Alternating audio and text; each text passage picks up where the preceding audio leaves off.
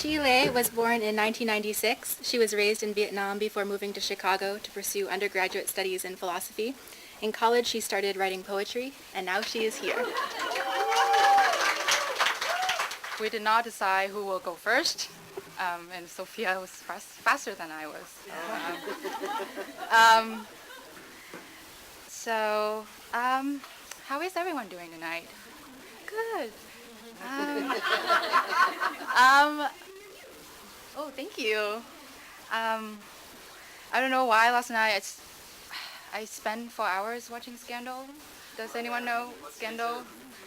I'm not good at giving summaries. I only finished season 1, but it's kind of about political scandal, and it must have been a very good day for me to be like, I need more drama. I need more injustice and recklessness. So I'm gonna watch this movie.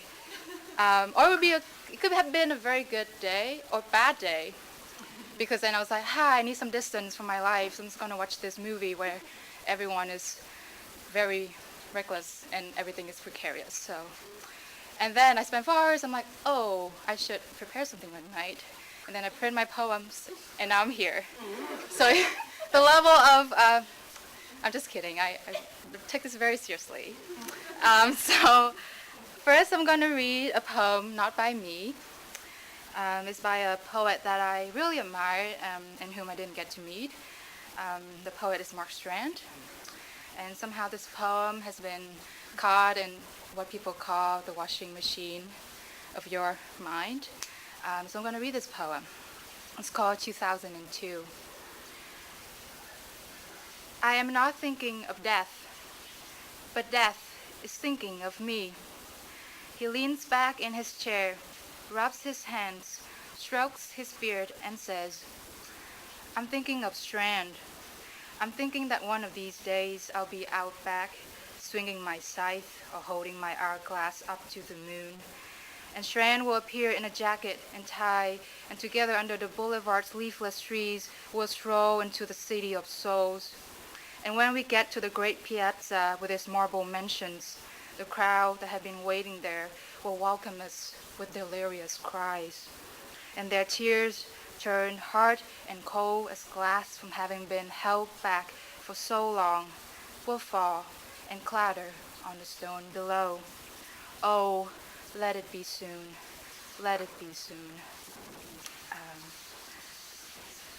2017, not by Mark Strand.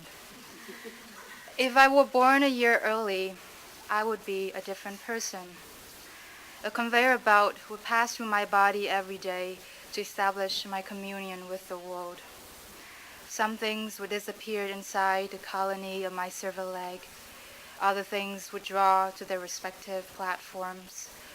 My hair would be thicker, and I would own a house with square windows, a coffee maker, and one more pair of shoes, the last of which existed only for the relief of knowing it to be there.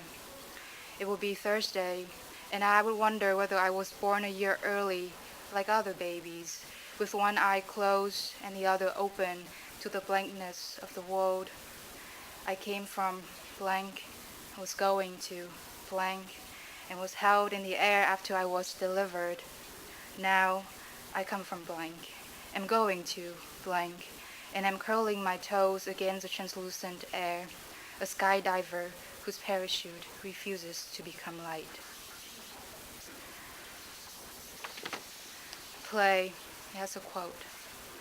The quote, my dog.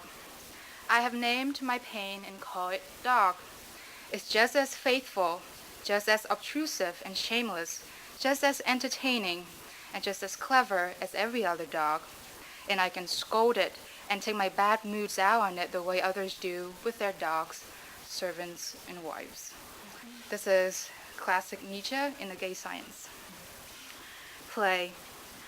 I have named my pain and call it dog. My vicious, intelligent, rambunctious, loyal dog. I put a navy bow on his neck and orange pups around his claws. I place hyacinths on his bed. My commander-in-chief who never answers back. All day he soaks in and out of the living room like a sailor's shoes washed ashore from a shipwreck.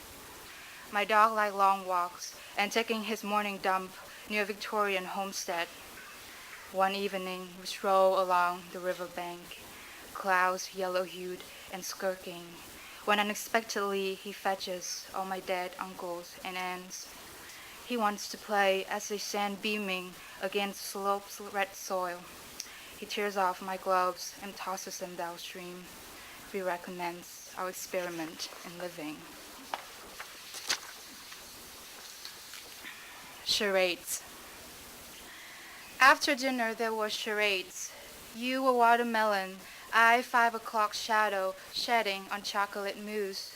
One of us was an acrobat, the other dropped a heel on their way home from dancing with the prince. One of us broke rules while the other invented penalties and tallied everyone's favorite acts. I could not recall whom Jada Pinkett married, nor the name of the rose, though I knew how familiar they must have been to you. And familiar I was with the silver motes in your eyes, light coming up in the opposite apartment when strange things had passed at the end of the day and I returned to my window desk. I was familiar with the hand gestures you reserved for certain animals, like clouds making jagged moves when they had trouble wading in the blue water. When the table was cleared and the dishes were stacked, I was familiar with the swath of wind that swept to the back corner once you felt shy and a little tired and wanted to be the pirate who sighed at the rear of a drunken ship. I was familiar with the angle of your foot curled on the plaid cushion, scurried notes it hit on cold veneer, with twilight in your wine breath, with your grin, your fuss, smallness of it, the lightness of it. It was the way you swung your hips, and it wasn't. It was the way you tilted your head back in conversations as if to watch a puppet show unfold in the other person's words, and it wasn't. It wasn't that. It was all that was unspeakable, like Halloween and an exclamation mark, the Odyssey and the center of a circus ring. It was orange smoke bellowing beside a train track. It was a lyre burning among glimmers in the sea. You were as far as a degree of meaning, and you were as close as the air which parted when I gestured your name. I grimaced and I failed. The next poem is called The Call. It's from my mother and her mother. I call to you by the largesse of an inkpot. I call to you through a nameless wind. It is October, and quiet shivers murmur to the insides of drunken cupboards. I call to you through the blues of your kitchen sink, through the tempo of redfish bobbing against water in their dreams, through an emerald bracelet knocking gently on metal rings like it has begun some kind of initiation. On Sundays, you undress the sheets and defibrillate the cotton linings.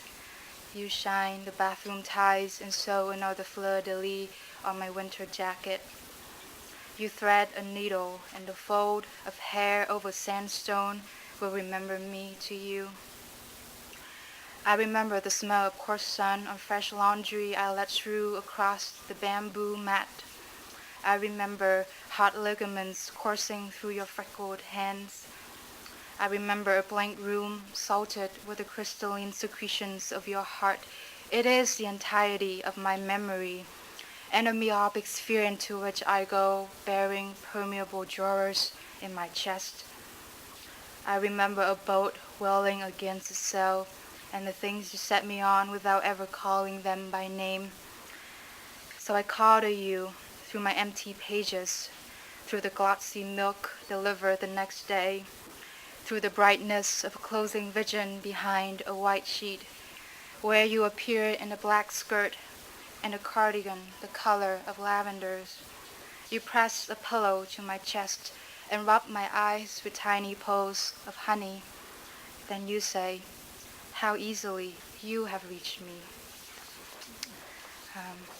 Next poem is called My Father's Gray Scooter. I put on my ankle socks, rubbed with a paper towel the battered cape of my good black boots, walk into the bright air. Some days it is easier for the neckline of green furrows hand-chained to one another to circle and return me to the humming pedal of my father's gray scooter. The leaves usher as they did, cheering me on when I was 16 and blue behind my father's back for an imminent and unnamed search. My father, speeding in zigzags or the ghost shadows of a toiling tool, would break suddenly, then swerve, split seconds of death dangling from my heart, small severances through which I live without you. The next poem is called The Garden Hours. Tell me that the years have faded behind the ardor of a periwinkle bloom under the scotch lid of a July morning. Tell me as I lie cheekily on the grass knuckled with fallen peaches in your back garden and the clouds' white edges twirl and lip my skylight. Your hunchback picks apart the rough weed. Small creatures coo and scrabble on the brink while you gut the earth with your two hands. Tell me that the sea is snoozing in its bellow, the fisherman warming a day's catch on a fire bouquet. Tell me that this bird song will draw to the harbor and that the wind is casting its net back to men. Until I hear no more but you washing the brow speckled cloth, water clambering to return to the variegated underworld.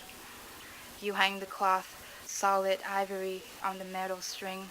The growl stutters a little louder as you come closer. Tell me the lullabies of the bees. We lie next to each other for hours. Your wet cups, sun coins on my fingertips. The world is so quiet, the rasping of cicadas suspended in glass. Then you turn to me, call my name, your breath, a dagger across the universe. This is my last poem. I've been on a good amount of 24-hour flights, so this poem is speaking from that. It's called After the Airport. After the gleam-eyed officer thumbs the four corners, I consider turning back. Behind a passenger just lightly strapped, wide-shouldered, standing in a dignified stoop, his hand clutching the same slim book. On this gauzy August night, luck destines us to be guardians on each other's escapade.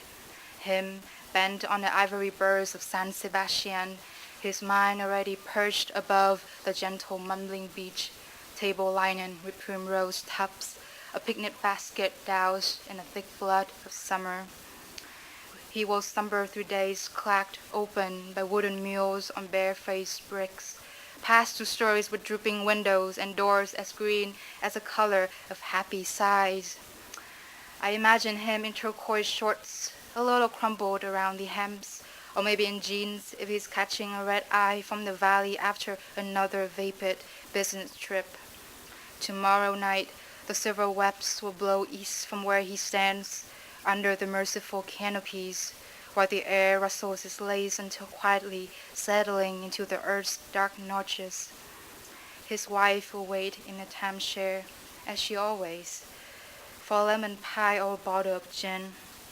Sometimes with his body holed proudly in black waters, shiny, sculpted, sobbing from laps of gray foam.